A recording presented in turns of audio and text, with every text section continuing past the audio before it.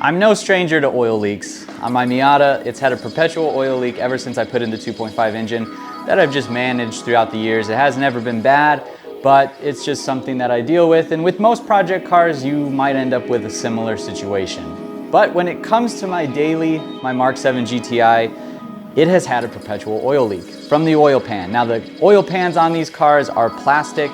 There's an oil level sensor on the bottom that has a gasket that is also leaking. It's just been kind of sweating and dripping every so often, and we need to fix that. So in this video, we're not only doing maintenance, we're gonna upgrade the oil pan with a steel unit.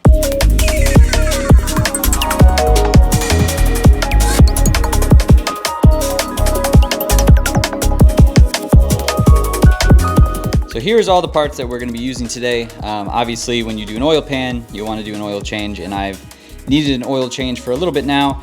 I do run the Liquimoly 5W40 MollyGen stuff. I get this whole kit from FCP Euro, and then just obviously oil filter.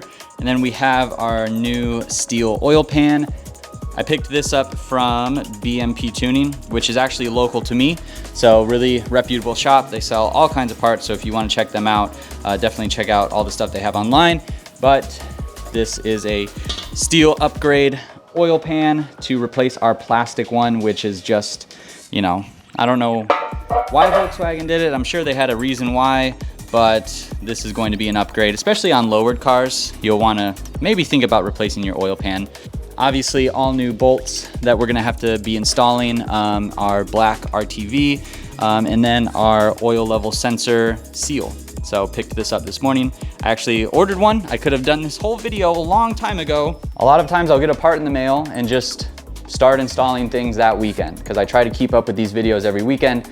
And in this case, I got all the stuff for it, threw it on the ground, forgot about it, and forgot that I had already ordered a seal for the oil level sensor. But it is what it is. I'm also gonna throw in a new set of spark plugs, because it's about that time on these tuned cars. You wanna change your spark plugs and oil more often than not. So we're gonna just do a general maintenance upgrade kind of thing today to the GTI. Probably needs a wash too. I feel like I've been neglecting this car. It's so good, it's so fun. I really love this thing, but it needs a little love. So we're doing it today. I'm gonna get out my Torx bits and all of that stuff, and we're just gonna start taking it off. The guy at the VW dealership, the service center, said that it should only take all of 10 minutes. So, I mean, for me, thinking 2 hours, because I'm gonna take my time and yeah, enjoy myself, because I love working on this stuff. So I'm gonna stop talking and we'll just go ahead and get started.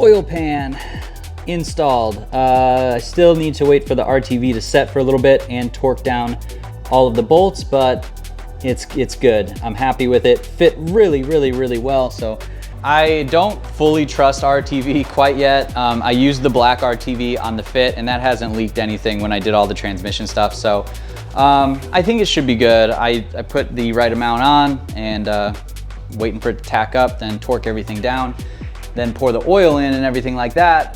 The Mazda, I used gray RTV, which has not held up as well. So eventually the Miata will get kind of a once over engine-wise. Plans for that. Obviously, if I'm taking out the engine, I'm gonna wanna do something else to it, but that will be for a future video. So I'm gonna wait for all of this to get tacked up and torque everything down, fill it with oil and all that. But for now, I'm gonna replace the spark plugs. You guys have already seen me do a spark plug video before, so if you wanna check that out, I guess I'll put a link up here. It's super easy, hopefully, as long as I don't have any coil packs that strip the threads out, because had that fun issue last time I did this. So I'm gonna do that, and then I don't know where we're gonna jump back in on this video, but we'll jump back in wherever this next part is. Okay, so obviously we're here in the car. Filled up the oil, got everything in, got the new spark plugs in. Car's running great, as it should. I've really not had any hiccups with this. The install went pretty smoothly for the steel oil pan. I let the RTV dry pretty much as long as I could before I had to start driving. Obviously, with a lot of stuff like that, unless you have like a lot of space, you can let it dry overnight. I couldn't, but I let it dry for, gosh, I don't know, 10 hours or so. So it should all be good. There was no leaks this morning, at least. I filled the oil up last night because I had to move the car out of the garage, but there was no leaks this morning, which I am happy about, because the last thing I wanted to do was redo all of this. So I guess I'll give some like final thoughts. I mean, this isn't like a performance upgrade or anything like that, but final thoughts on the oil pan install being, if your oil pan isn't leaking and you're not worried about bashing the plastic one on anything, if you're not like super low or anything like that, I don't know if you really need to do this. Obviously mine was leaking, and I don't know if it was from the oil level. I don't know if it was from the oil level sensor or the pan gasket or what, but it's one of those things where it's like, if you're under there and you're already taking things apart and you're already refilling the oil, you might as well do it. So if you do have an oil pan leak or an oil level sensor leak, might as well. A lot of times people will say with the steel pans, if you do bash something, it could deform the metal, it could damage the engine block, it could starve oil if you do like deform it in a way that it covers the pickup tube, and those are valid concerns. But also, if you bash the oil, the plastic one, if you bash the plastic oil pan and it cracks and you leak all of your oil, you have to really be in the right situation to stop the car immediately and save your engine, basically. So really, either of those scenarios is not good, but there's no arguing that a steel material is better than plastic. So, you know, take it as you will. I haven't really seen anything super bad about this install. I've seen more people do it than choose not to do it. I was kind of forced into the situation of doing it, so I have to be happy with it. It's peace of mind, and I'm good with that. This is my daily, so keeping this car as reliable as possible is always the end goal, and so far, so good. I have that peace of mind knowing that there's not a plastic pan underneath there anymore, and I've got that steel oil pan as long as it's not leaking, and if it doesn't leak, then I fixed the problem, and there's no reason to be upset about that. And we're up to temperature, so might as well, right? Oh, this car is so fun. I need new front tires. I have very much kind of burned them off.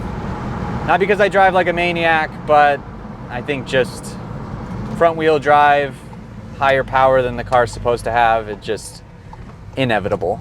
So next on the docket for this car, at least, because I know there's still quite a few Mk7 and GTI guys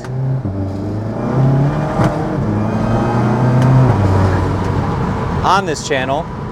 I need to do brakes. So I have the performance pack brakes on this car, and they've started to sound a little crunchy in the front, and I believe that's just because the brake pads are low. I've checked for rocks and things like that, but they're a little crunchy sounding, so we'll have to replace those. And I'm also going to throw in the braided brake lines that I have, and also a new set of rotors. I think I'm going to go with a slotted rotor or drilled and slotted rotor. I don't know. I'm going to look up some recommendations and see what everyone else is kind of running there, but nothing too crazy. I do like the little bit more of an aggressive pad rather than just like an economy pad. I had the Hawk HP pads on my Miata. Right now I'm running the EBC, and so far they've been pretty good, but I really did like those Hawk pads. They lasted a long time. They were good for the autocross and track days that I went to, and were fine driving to and from work whenever I needed to do that. So I'm probably gonna look into getting a set of those for this car. Other than that, I think that's it for this video. So thank you so much guys for watching. Hope you enjoyed it and learned something, and maybe think about getting a steel oil pan for your car if you need one. I hope you don't need one, but if you do, maybe you can reference this video. If you did like this video and you want to see more, go down below, hit the subscribe button. Make sure you give this video a thumbs up, leave your comments below, and I will see you in the next one.